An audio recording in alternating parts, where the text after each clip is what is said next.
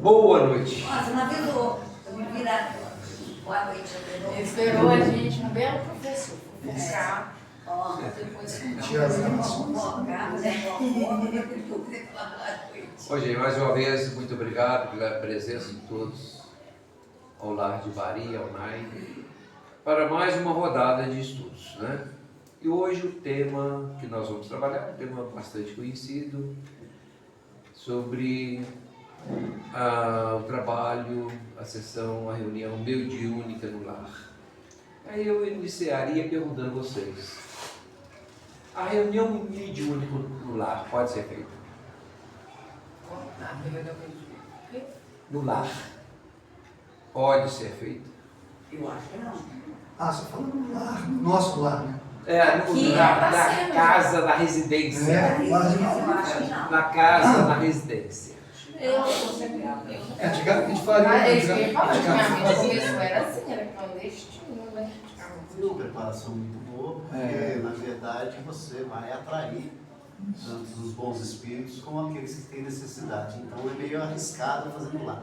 Por isso que existem as casas espíritas que têm a proteção do plano espiritual e podemos trabalhar isso. Então em casa a gente pode, se não tiver experiência bastante com um grupo muito homogêneo, você pode complicar mais a situação em vez de estar ajudando alguma coisa. É isso aí, gente. Né?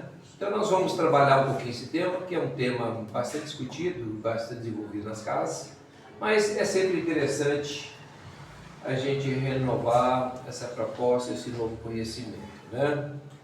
Então vamos lá. Então vamos lá, né? Agora sim. A mediunidade como uma faculdade natural e fisiológica ao ser humano, sendo uma espécie de sentido psíquico que a maioria das pessoas possui em forma latente e alguns de forma mais visível. A mediunidade, no entanto, não está ligada à moralidade do indivíduo, contudo, vai estar presente na qualidade e na sintonia das comunicações. Aqui nós vamos fazer uma introdução falando sobre a mediunidade, o que representa a mediunidade, como ela está inserida aqui conosco e como que ela pode ser entendida e como que ela pode ser trabalhada e, acima de tudo, para que a gente possa ter um visual mais prático a respeito da mediunidade, né? Qualquer dúvida, como sempre, gente, fica à vontade.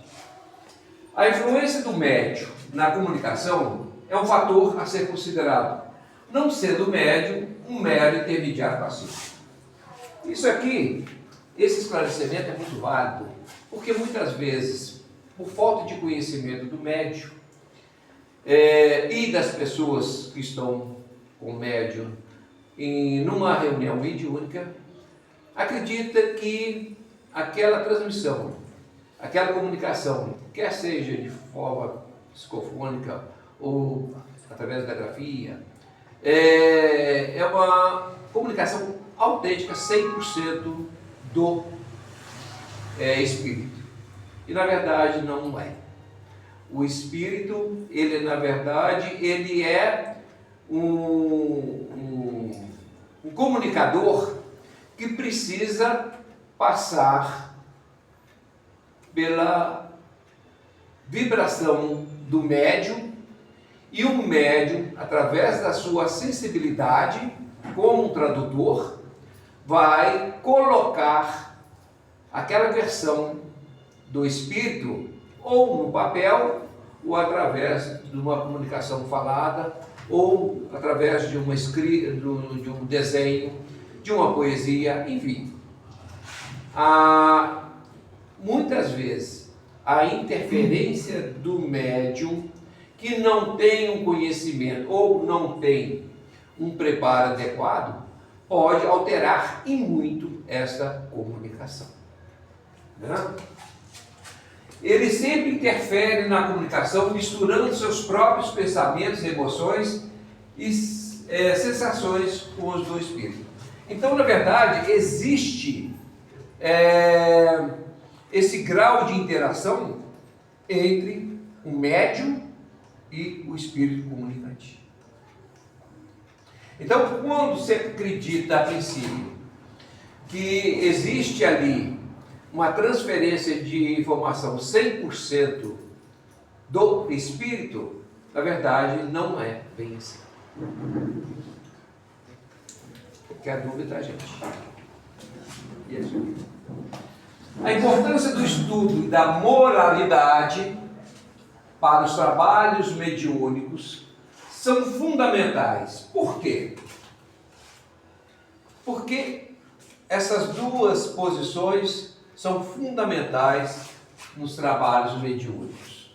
Porque através do estudo, a exemplo do que nós estamos fazendo aqui agora, você vai ter toda a informação necessária, conhecimento, para que você possa trabalhar com a sua mediunidade. E por outro lado, nós temos aqui a questão da moralidade. Ainda que a moralidade não seja um fator impeditivo da comunicação, não é, nunca foi, ele é um fator sim, importante da comunicação útil, na boa comunicação. Aí sim a moralidade vai ter a sua importância. Não sendo próprio para desenvolvê-la em quem não a possui, mas para que o médium possa compreender seus mecanismos, exercer o autocontrole e evitar o medo, dúvida e ignorância espiritual. Aqui vai um ponto. Muitas vezes a pessoa ou o indivíduo, ele acredita que mesmo não tendo essa faculdade, mesmo não tendo, e por ele gostar ou gostaria de ter, ele acredita que através de alguns trabalhos ele consegue adquirir a mediunidade. Ele não consegue. Da mesma forma, se ele tem a mediunidade e de repente ele chega e fala assim, ó, eu quero fechar, como diz aí, né? Eu quero fechar minha mediunidade. O que eu tenho que fazer para fechar minha mediunidade? O que tem que ser feito, gente, para fechar a mediunidade? O que podemos fazer para fechar a nossa mediunidade, caso a gente tenha?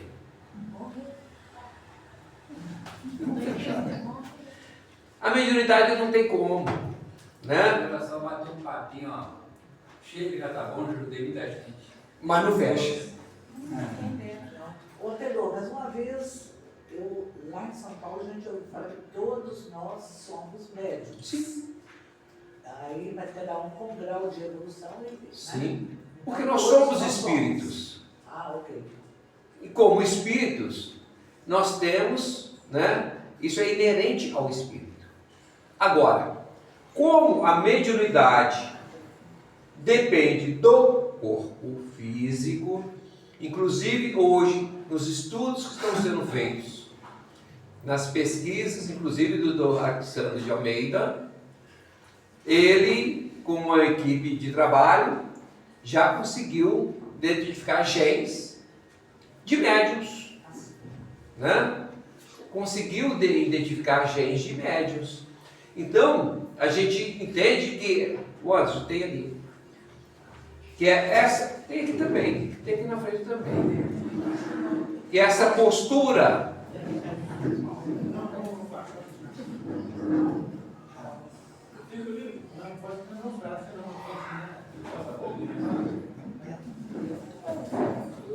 se ajeita aí.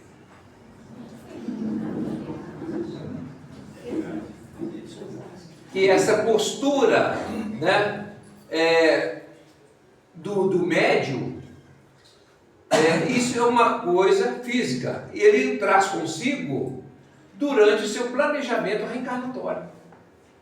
Então, pela nossa ignorância, né, muitas vezes, a gente fala, eu não quero, a partir de hoje eu não quero ser mais médium, não.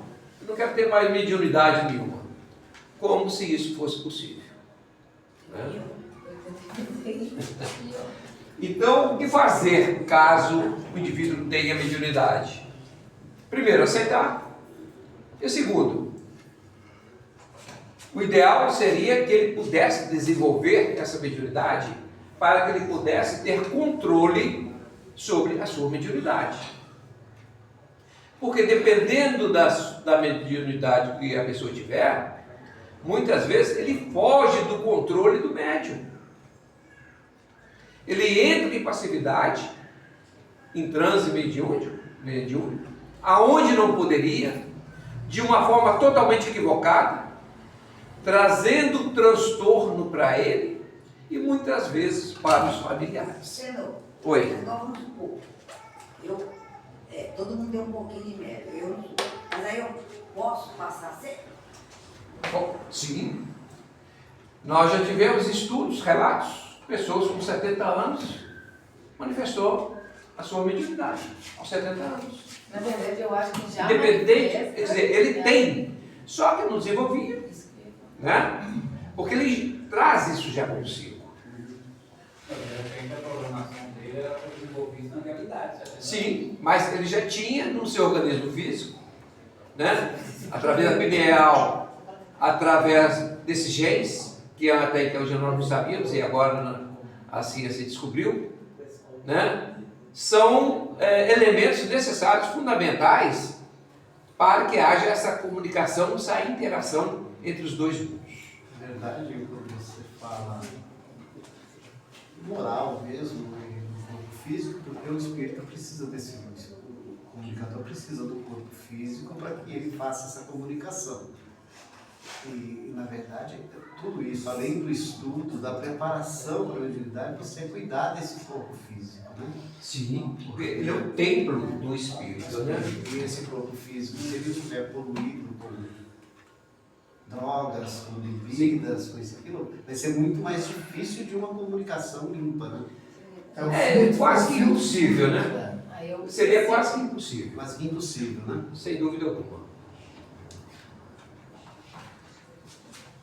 A moralidade é apontada como crucial para a qualidade da comunicação, pois permite uma sintonia com os espíritos mais elevados. Então, quanto mais elevado for o espírito, evidentemente, essas comunicações serão mais úteis, e são comunicações onde se faz de uma forma mais serena e mais tranquila, né? Para que haja essa comunicação, é preciso que o médium, como instrumento, como qualquer instrumento, tem que estar afinado, tem que estar em condições para receber esses espíritos mais evoluídos. E o que proporciona ao médium essa condição? É ele procurar ter uma elevação moral mais adequada, mais propícia a nivelar o nível com os espíritos mais evoluídos no seu grau evolutivo, ainda que seja momentaneamente durante aquela sessão. Então isso é fundamental. A embolação. Traduzindo, o médium, para ter essa comunicação com espíritos mais evoluídos, o médium também tem que ser evoluído. Tá? É porque às vezes, se você vier, por exemplo, uma situação que você está com raiva, não é só questão de a raiva sua te faz atrair um espírito ruim, uma tristeza profunda também. Não é só que atrapalha a comunicação, não é só a questão, é também a questão do uso de álcool, drogas, mas o sentimento e a emoção que a gente carrega dentro da gente atrai a pessoa, o espírito evoluído, o espírito ruim. Com certeza. Toda vez que você abaixa o seu nível, você, como imã, você vai atrair aqueles espíritos que estão no mesmo nível que você se encontra naquele momento. Traduzindo isso. Allan Kardec, no Livro dos Médiuns e na Revista Espírita, fez alguns comentários importantes sobre a prática de reuniões mediúnicas realizadas no lar. E aí, pode ou não pode? Vamos lá, né? O movimento espírita, em sua maioria, menciona essa prática como sendo indesejável e refuta sua realização. Quais seriam esses possíveis danos dessas reuniões mediúnicas no lar? Então a pergunta, pode ser feito? Pode. Não, Pode. não é aconselhável. Mas, como tudo dentro da doutrina espírita é relativo, nós temos também exceções. Por exemplo, na pandemia, como é que fez? Ah, A pandemia não podia encontrar gente nenhum. nós fizemos. Allan Kardec, na Revista Espírita, descrevia a realização de trabalhos mediúnicos em casa. Ele considerava a mediunidade uma faculdade inerente ao ser humano, mas seu exercício exigia cuidados e cautelas. Allan Kardec alertava ainda que deveria haver um preparo sério e responsável para evitar problemas, como relatado também no O Livro dos Médiuns, destacando a importância de alguns pontos essenciais para o trabalho mediúnico, tanto em casa quanto em grupos maiores. Porque quando iniciou-se o trabalho das reuniões mediúnicas, foram os lares, eram nas casas. Acabaram denominando mesas Né? brancas, né? Por ali que iniciou todo esse processo que hoje nós temos. Então foi realmente nas casas que iniciou esse processo. Kardec enfatizava que as reuniões mediúnicas não deveriam ser vistas como um simples passatempo ou uma fonte de curiosidade. Quando algum tempinho atrás, quando a gente ainda era um pouco mais jovem, né? Uns 13, 14, 15 anos, Ah, coitado. a gente gostava muito de fazer a sessão do copo. Ah, tá. Nossa, Eu não. Era, Morri de medo. né? Eu sempre tive medo. É. Tinha medo. Era uma coisa que a gente gostava de fazer e era muito comum, né, naquela Era época, brincadeira pra gente. fazer a reunião, a sessão do copo. E a gente é fazia verdadeiro, muito. não? Oi? Era verdadeiro, não é? Sim, muito sim. Sim, É verdade. sim. Inicialmente, os espíritos não faziam com cesta, mas com um lápis na cesta, colocavam assim e saíam escrevendo, e saíam empurrando, batendo. Tudo isso é comunicação. A mesa aqui. Contava a letra do alfabeto. Tudo isso é comunicação. Né? Ele alertava para o perigo de se brincar com essas coisas, que ele reputava como sendo coisas sérias, e realmente nós sabemos que o é. Pois a leviandade e a falta de seriedade podia atrair espíritos levianos e mistificadores. Sem dúvida. Na Revista Espírita, ele frequentemente publicava e comentava relatos de sessões problemáticas, muitas vezes em lares, para ilustrar os riscos da falta de preparo. A prática mediúnica séria exigia um estudo prévio da doutrina espírita, focando na moralidade e nos princípios do espiritismo. Qualquer pergunta, gente, fica à vontade, tá? Os trabalhos mediúnicos, segundo Allan Kardec, tinham como objetivos o ensino da moral cristã e da caridade. Ele encorajava as reuniões focadas em receber comunicações instrutivas e consolo, e não apenas fenômenos físicos ou respostas a perguntas fúteis.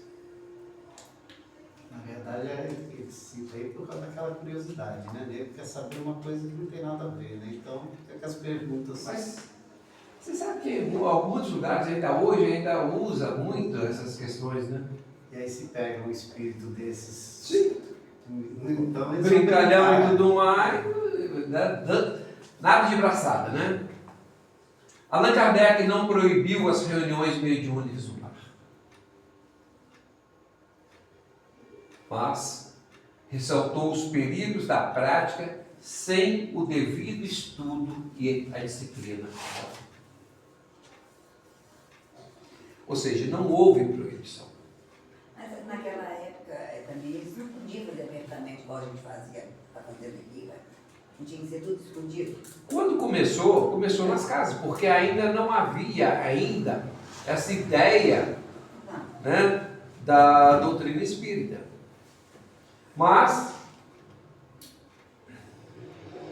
o que é importante nós sabermos, fica à vontade. Um espírito desencarnado recentemente, há a possibilidade de ele estar comunicando com uma reunião espírita? Sim. Não é? Mesmo ele não tendo a sabedoria, né? Tá em pequeno tempo, né? Desencarnado. Sim. Porque possibilidade existe, sem dúvida alguma. São raras ou Oi? não? São raras ou não? De um modo geral, sim. Agora, o que ocorre muitas vezes são espíritos que ainda estão numa fase de perturbação, né? E não encontraram ainda o suporte necessário para que ele possa continuar caminhando. Mas é possível sim, sem dúvida alguma. Né? Mesmo porque, quando nós referimos ao tempo, o tempo no plano espiritual tem nada a ver com o nosso tempo. Muitas vezes, numa reunião mediúnica, espírito se manifesta aqui como se o fato tivesse ocorrido naquele momento. Mas esse fato que o levou ao desencarne já ocorreu há 30, 40, 50, 100 anos. Pode ser também, né? Um espírito também já evoluído, um pouco mais evoluído, né? Com várias encarnações. Pode, mas nesse caso, um espírito sofredor nessa situação já situação que dizendo, né? já é um pouco mais considerado, mas nada impede. Às vezes não Na verdade, está pegando as coisas terrenas, né? Porque Ah, a gente tem que sim. praticar o desapego, né? Aham. Então, na medida que quando é muito apegado, Espírito. até sofrer um pouco mais de poder. Normalmente, o que a gente vê muito nessas obras, aqueles espíritos muito ligados à matéria ainda, tem questões. O seu desprendimento da psicosfera terrestre é muito mais complicado, muito mais difícil, sem dúvida alguma. Bom, então, porque na doutrina espírita nada se proíbe. E essas reuniões mediúnicas feitas em casa também não são proibidas. Se assim fosse, Mas tinha muito charlatanismo, né? e tudo. Não Não precisa ser nem sempre dentro da doutrina. Hoje o que mais tem, se sai de fora. Onde tem ser humano? Exatamente. Então isso aí sempre tem, sem dúvida alguma. Se não fosse, talvez pudesse ter sido por outros meios. Se não fosse uma reunião em casa, mediúnica em casa, hoje nós não teríamos que Lar de Maria.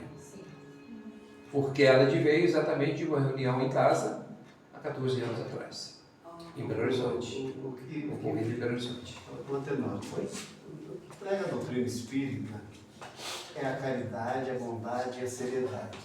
Se você faz um negócio, se você não está ajudando em nada, e nós estamos aqui para nos ajudarmos e, se puder, ajudar os outros que tenham necessidade. Você fazendo isso em casa, você não está ajudando em nada. Porque, na verdade, você está invocando alguma coisa que você não sabe o perigo que você está trazendo aquilo. Você vai trazer ao redor da sua casa, quando a gente fala aqui do Evangelho no lar, que cria-se uma redoma e uma luz, tanto na sua casa, como na casa dos vizinhos, como no bairro que você mora, quantos mais melhor. Se você faz essa prática sem o estudo, você está fazendo ao contrário. Você está trazendo muita névoa para cima de tudo. Então, aí começam, isso não dá certo, aquilo não dá certo, Deus é culpado. Eu não sei como é que a gente consegue culpar Deus na primeira pedra que a gente arruma, foi Deus, e a gente mesmo provoca eu mereço coisas.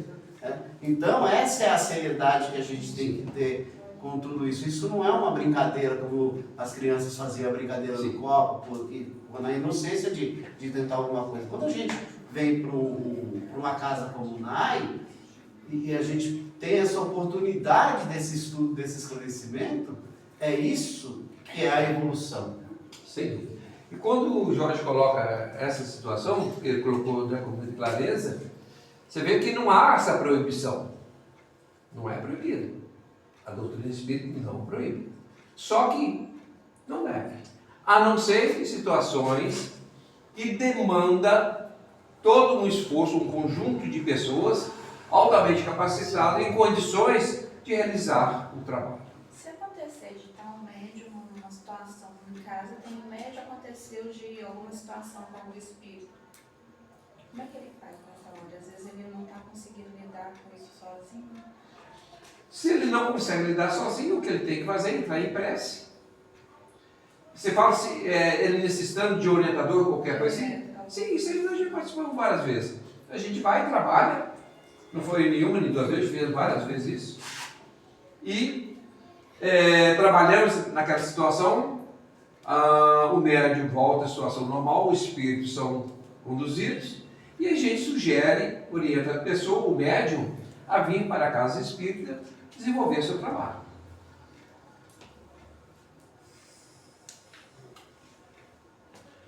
Existem mudanças relativas das reuniões mediúnicas nos tempos de Kardec para os dias atuais. Será que existe? Existe. A principal é a de conteúdo. Antes eram sessões mediúnicas de efeitos físicos que foram escasseando. Não havia mais tanta necessidade, né?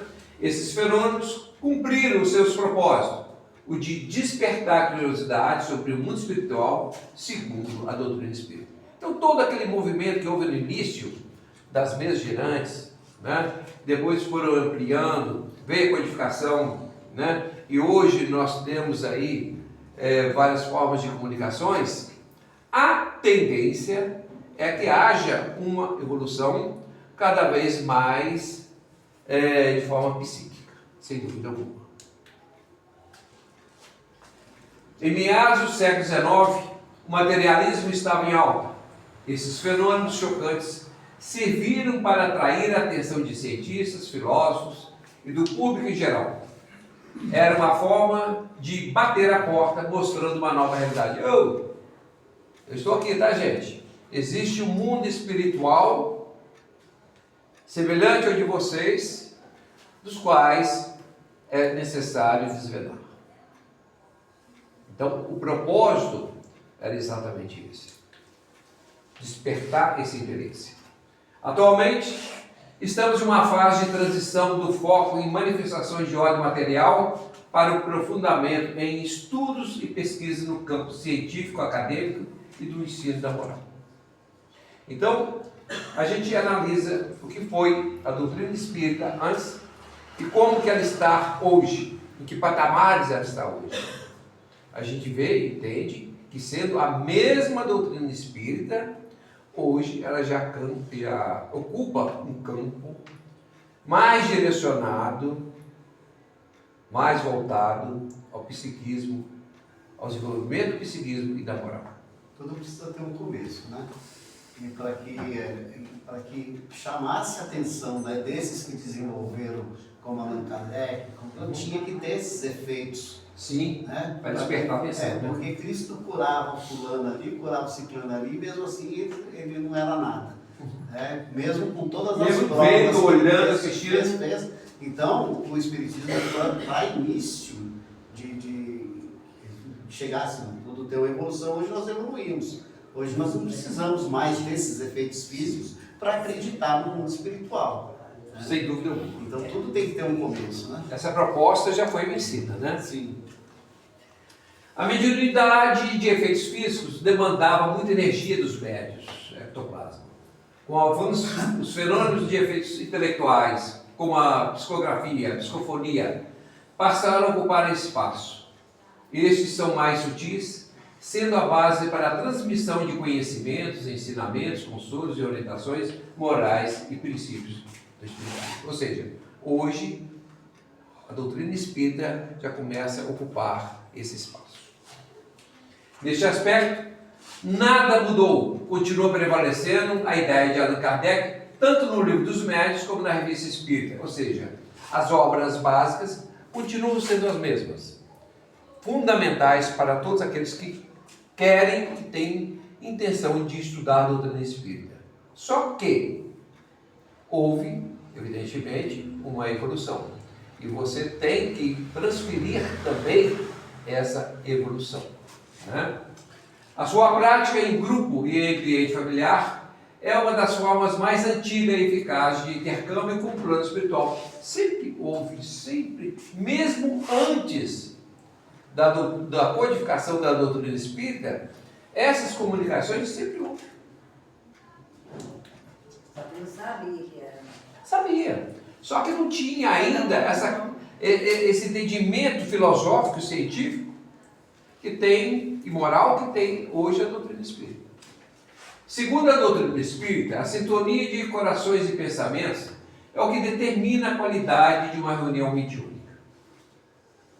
Por isso, a prática de sessões em casa, com seriedade, entre amigos e familiares, fortalece a fraternidade e cria um ambiente ideal para o contato com a espiritualidade superior.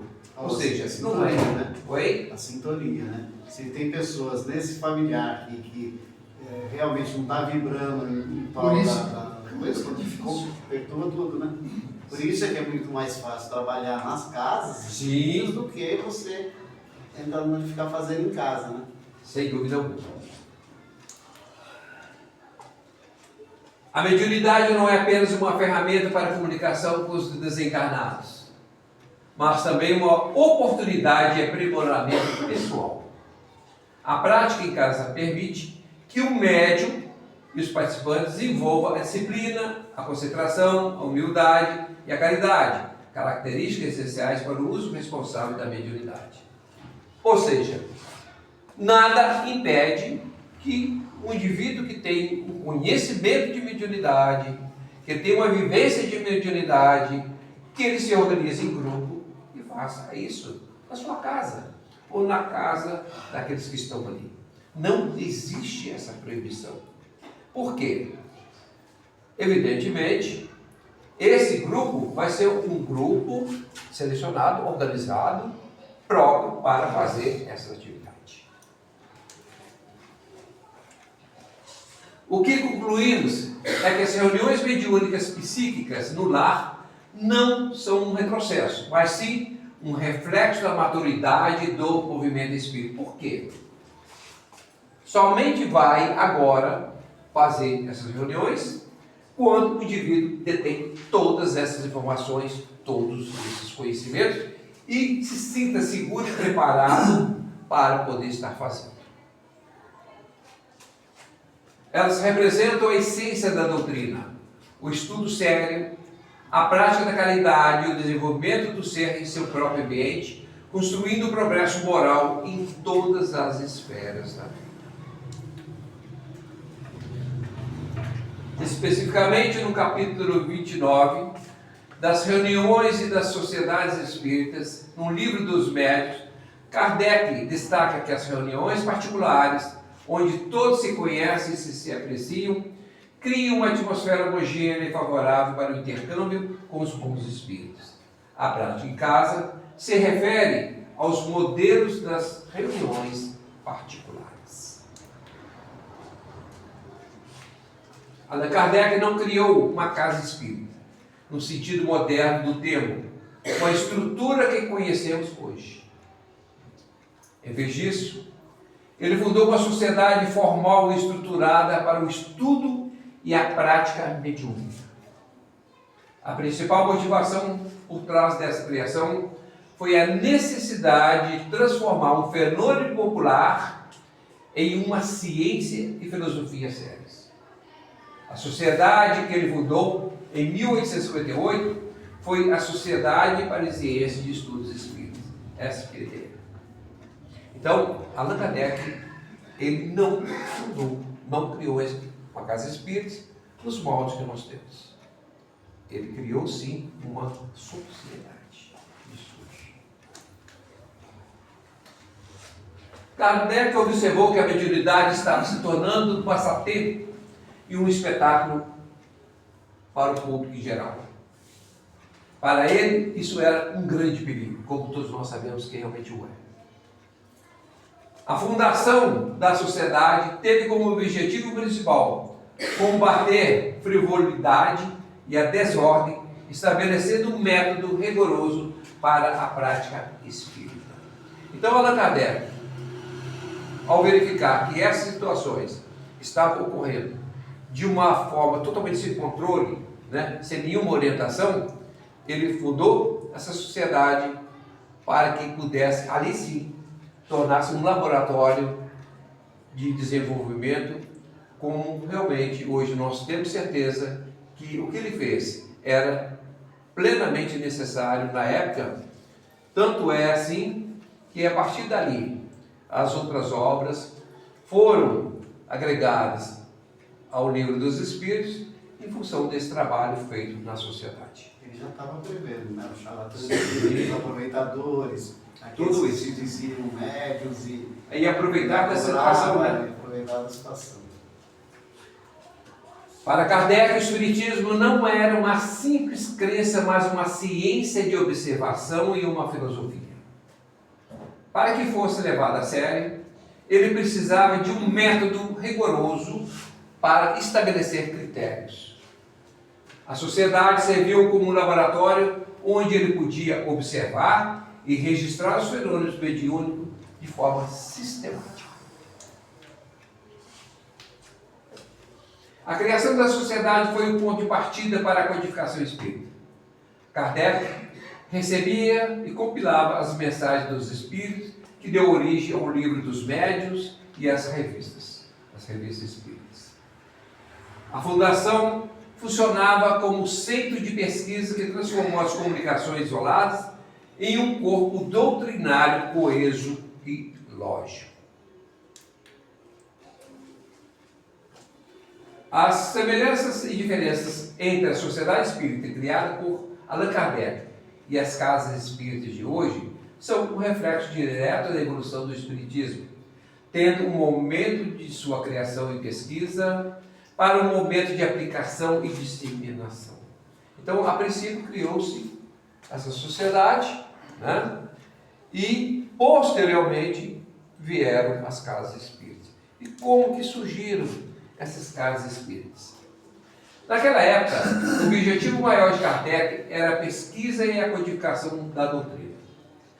Era um grupo fechado, composto por médiuns estudiosos, sérios, que se dedicavam a observar, analisar, sistematizar as comunicações mediúnicas de forma científica para que ele pudesse transformar aquele movimento, aqueles fenômenos, em ciência.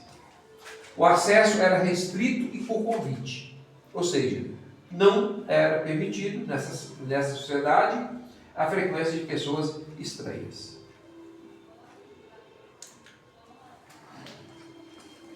Os modelos das casas espíritas atuais foram construídos para a assistência espiritual e a divulgação da doutrina para o público em geral. São espaços abertos, acolhedores e voltados para a comunidade, oferecendo amparo para quem sofre e conhecimento para quem busca entender esta ciência.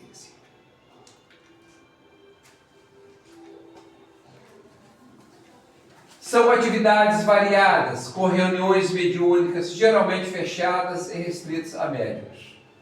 Palestras públicas, a exemplo do que se faz, estudos, como nós estamos fazendo aqui agora, passes, tratamentos magnéticos, evangelização infantil e de jovens e obras de caridade material com bazares de distribuição de alimentos. Tá. Então vamos lá. Então hoje, o que nós temos nas nossas casas espíritas são, na verdade, reflexos daquele que foi criado por Allan Kardec na França. A partir daquele movimento, então começou a dar origem ao que nós temos hoje, as casas espíritas. Só que a gente observa que não existe uma padronização de trabalhos nas casas espíritas. Como também não existe nenhum elo de ligação, de autoridade entre as casas espíritas e hoje a FEB, Federação Espírita Brasileira. Por quê? Porque, oi? Porque não tem papa.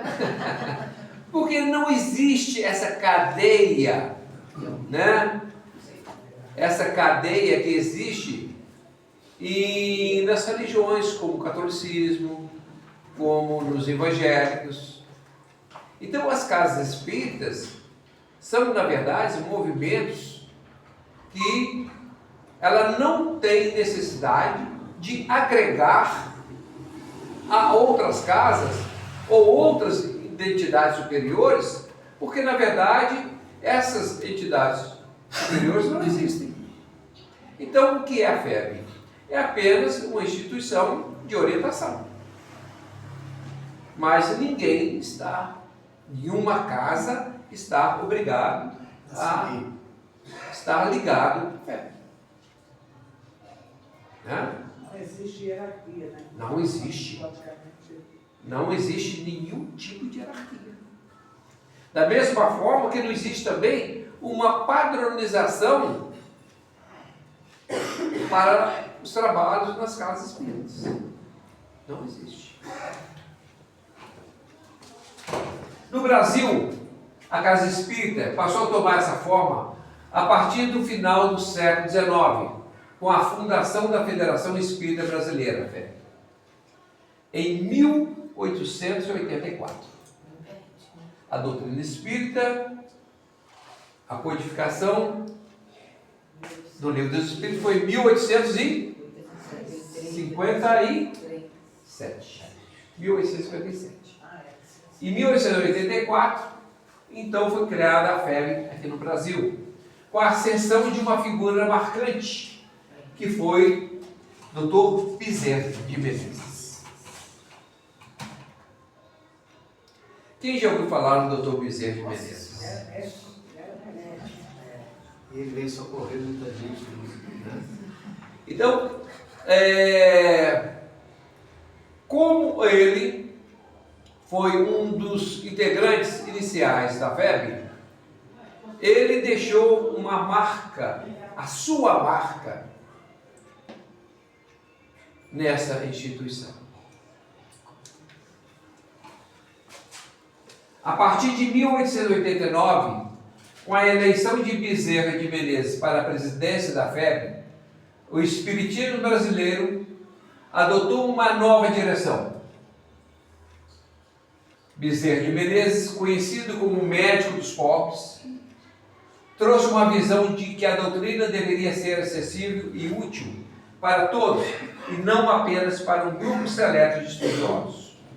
Aqui, ele já começa a divergir totalmente da sociedade espírita criada por Allan Kardec. Porque Allan Kardec não criou uma sociedade para os estudos, né, doutrinários, científicos. É porque ele é mais prático, né, na verdade. E a visão de Bezerra de Menezes era outra. E aí a gente pergunta, então Bezerra de Menezes estava errado, equivocado, na sua posição? E por que então dessa divergência de fundamentos? Por quê? Porque ele fez o outro conhecimento, o outro espírito. São as necessidades que foram aparecendo. E aí o Bezerra de Menezes, com tudo que o Allan Kardec trouxe, né, mas ele criou um grupo restrito de estudo, e o Bezerra de Menezes, um pouco evoluído, veio para mostrar que nós deveríamos todos, né, participar dessa participação e difundir o espiritismo da forma que é. Então a gente percebe com muito detalhe que a doutrina espírita, ela não se acomoda no tempo e no espaço. A doutrina espírita, ela evolui permanentemente. De tempos em tempos, nós recebemos espíritos que vão nos auxiliar, nos ajudar nesse processo evolutivo. Como nós tivemos posteriormente essa infinidade de médiums, a exemplo de Chico Xavier, de Valdo Franco, Ivone de Moraes e tantos, Rolando Pires, né, que vieram trazer a sua contribuição nesse campo espiritual. Então o que a gente percebe é que a doutrina espírita, ela não é estanque. E olhando pelo retrovisor, a gente vai entender que ela nunca vai ser estanque. Ela nunca vai falar assim, agora está completa, já deu. A gente não passa, não evolui mais. Não, muito pelo contrário.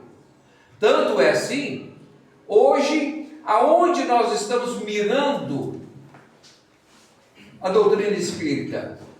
Nós estamos no campo científico das faculdades e das universidades, onde permanentemente estamos trazendo para nós as informações a respeito de médiums, descobrindo genes que são só próprios nos médiums, que vão fazer com que a mediunidade adquira um outro campo, um campo mais evoluído, um campo científico. A doutrina é maravilhosa por isso, né? Porque pega os céticos para provarem que a doutrina existe. Sem dúvida E o alguma. mundo espiritual está lá, porque o cientista não acredita em Deus, não acredita em nada, entre aspas, né? Uhum. E é ele que acaba provando para nós que Deus existe, que Jesus esteve aqui.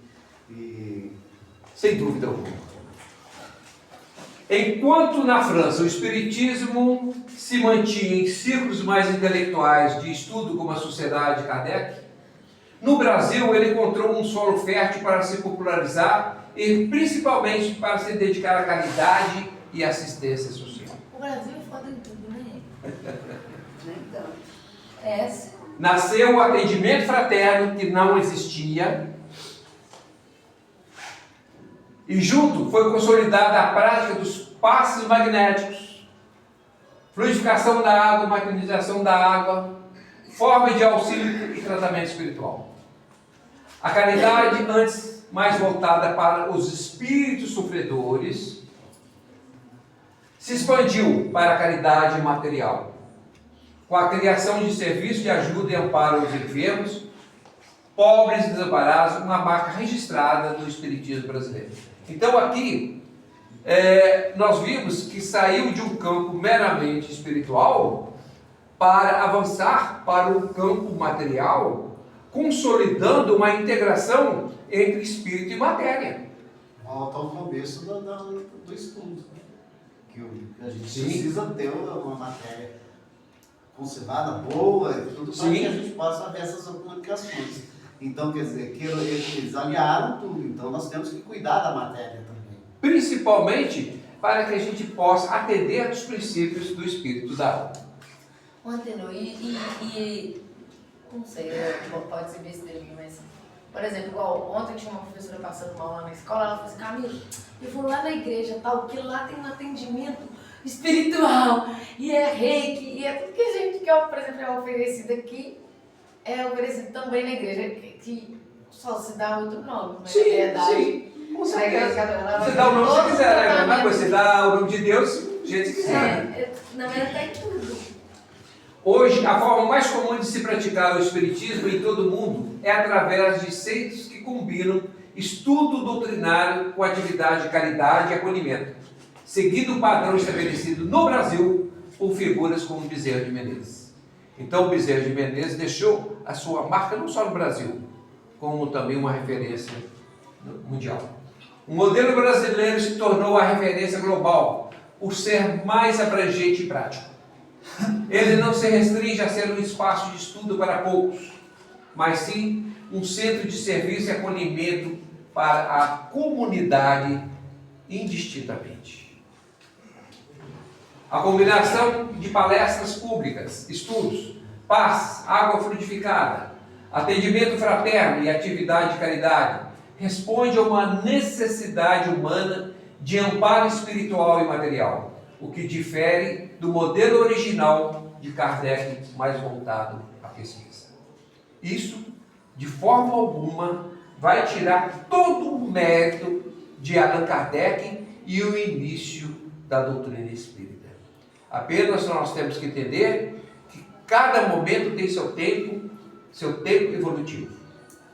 Simplesmente assim.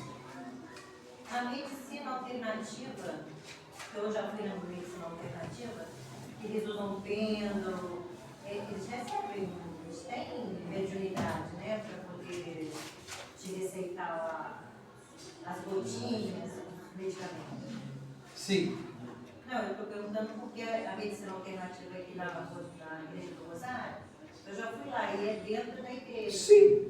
É homeopatia, é o pelo medindo a energia, esse é um trabalho que a gente faz, inclusive nós fazíamos muito aqui. Eles trabalham Pela com falta de pessoas que trabalham com a homeopatia, que nós deixamos de momentaneamente atender esse trabalho também. Mas é um trabalho inerente, sim, ao campo da doutrina espírita. Em países como Portugal, Espanha, Argentina e Uruguai, é muito comum encontrar centros espíritas que funcionam de forma muito similar aos brasileiros. Muitas vezes, esses centros foram fundados por imigrantes brasileiros ou por pessoas que tiveram contato direto com o movimento brasileiro. Ou seja, hoje, sem dúvida alguma, o Brasil é o país com o maior número de adeptos espíritas do mundo. Nos Estados Unidos e Canadá, o espiritismo nesse país é praticado em sua maioria por comunidade de imigrantes brasileiros ou portugueses. Por isso, a quase totalidade dos centros espíritas nesses locais adota integralmente o modelo brasileiro, como passes, palestras e grupos de estudos baseados na fé.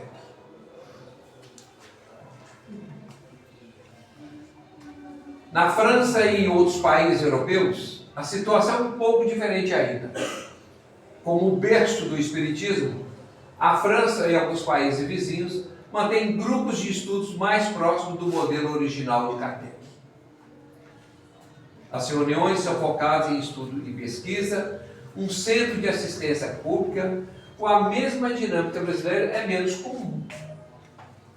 Então, nesses países, esse trabalho que é desenvolvido hoje nas casas espíritas, lá ainda é muito pouco utilizado.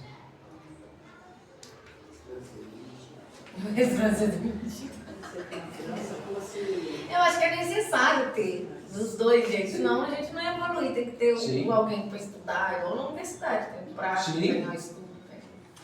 A Sociedade Parisiense de Estudos, fundada por Allan Kardec, teve uma longa trajetória, mas foi extinta décadas após a sua morte devido a uma série de conflitos e problemas internos. A sociedade funcionou por 65 anos. Foi fundada em 1º de abril de 1858 e oficialmente dissolvida em 1923. Mas tinha que ser 1º de abril? No dia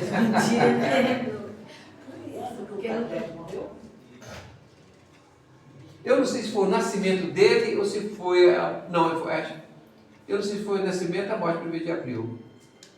O ano. O quê? Que ele faleceu? Ele faleceu.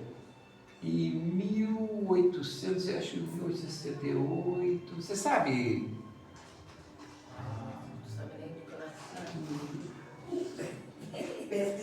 Após a morte de Kardec, a sociedade foi dominada por Lamartine, que se concentrou nos fenômenos mediúnicos de efeitos físicos, em detrimento do aspecto moral e filosófico da doutrina. Isso gerou conflitos com outros líderes espíritas, como Leon Denis, que defendia a pureza e a moralidade do espiritismo kardecista. Inclusive, Leon Denis, ele é considerado o apóstolo da doutrina espírita.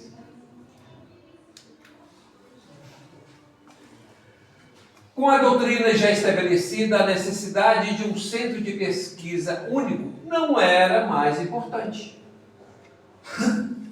Ao mesmo tempo, surgiram outras federações e sociedades espíritas em diferentes países, principalmente no Brasil, que se tornaram os novos polos do movimento espírita. Então, a gente entende, por todo esse processo que nós vimos aqui, essa história, esse histórico da doutrina espírita, de que forma nós começamos a ter o entendimento da doutrina espírita? Inicialmente, através das irmãs Fox, nos Estados Unidos, em 1847. A partir daí, nós tivemos as mesas girantes, que as comunicações eram feitas dessa forma. Depois vieram as cestas. Depois vieram psicografia, psicofonia e tudo. Então a gente vê perfeitamente o avanço da doutrina espírita ao longo do tempo. Sendo que, mesmo aqui no Brasil, onde houve essa divergência, né, original da doutrina espírita, em momento algum ela perdeu a sua característica básica. Em momento algum ela deixou de estudar as obras básicas da doutrina espírita, porque na verdade são os alicerces dos quais todas as casas espíritas devem se pautar, devem se fundamentar, né? Mesmo diante dessa evolução, e ela não cessa aqui, porque hoje, como nós falamos, ela está muito presente dentro das universidades, dentro das pesquisas de laboratórios acadêmicos, mas nem por isso ela deixa de ter a sua base na doutrina espírita. E a contribuição de tempos em tempos de espíritos que vêm com esse propósito é muito nítido, é muito claro. Como nós vimos a presença de Bezerra de Menezes nesse processo evolutivo, e posteriormente nós tivemos Chico Xavier e Divaldo Franco. Chico Xavier, através dos trabalhos de André Luiz, trouxe para o movimento espírita uma contribuição valiosa que ainda vai perdurar por muitos anos. Porque ali é uma fonte inesgotável de pesquisas para aqueles que querem entender como se processa todo esse trabalho, principalmente de natureza mediúnica. É o caso que nós já estudamos aqui, questão da pineal, da amígdala, né, do pré-frontal. Tudo isso já era relato em 1945 de André Luiz, para que pudesse mais tarde, ou seja, agora, diante do avanço da tecnologia, no avanço da internet, da inteligência artificial, é possível acompanhar essa evolução e esse desenvolvimento dentro de um prisma científico. Agora, veja só, lá em 1857, quando da primeira publicação de uma das obras básicas, que é o Livro dos Espíritos, Kardec já fazia essa subdivisão: ciência, filosofia e religião. Porque dentro desse conceito básico, ele já sabia que lá na frente, como está ocorrendo hoje, a ciência iria se pautar, iria se manifestar, iria trazer a sua contribuição, como ocorre hoje. Então, gente, o que nós queríamos trazer para vocês hoje é exatamente esse aspecto, né, da mediunidade, o seu avanço em relação ao trabalho, em casas, nos lares, mas fica aqui, né, essa advertência. Pode ser feito? Pode, mas ao fazê-lo, faça com segurança, consciente de que está fazendo um movimento que realmente merece todos os cuidados, porque, caso contrário, vai se expor, como também todos os familiares, em relação a situações que não convém a ninguém. Por isso que é recomendado os trabalhos nas casas espíritas, por ter exatamente esse procedimento. Até nas casas espíritas é difícil, né? Não conseguir esse grupo. Imagina Sem dúvida. um lar, né? E dentro do lar, você teria que ter um espaço reservado para isso, um espaço onde ali, permanentemente, as vibrações fossem sempre aquelas, e dentro de um lar fica um pouco difícil. Nós mantemos as nossas vibrações elevadas por 24 horas. Isso é exigir um pouco demais de nós, seres encarnados ainda imperfeitos. Bom, gente, mas muito obrigado, uma boa noite por ter estado conosco, acompanhando esses estudos. Convido a todos a estarem novamente semana que vem para novos estudos.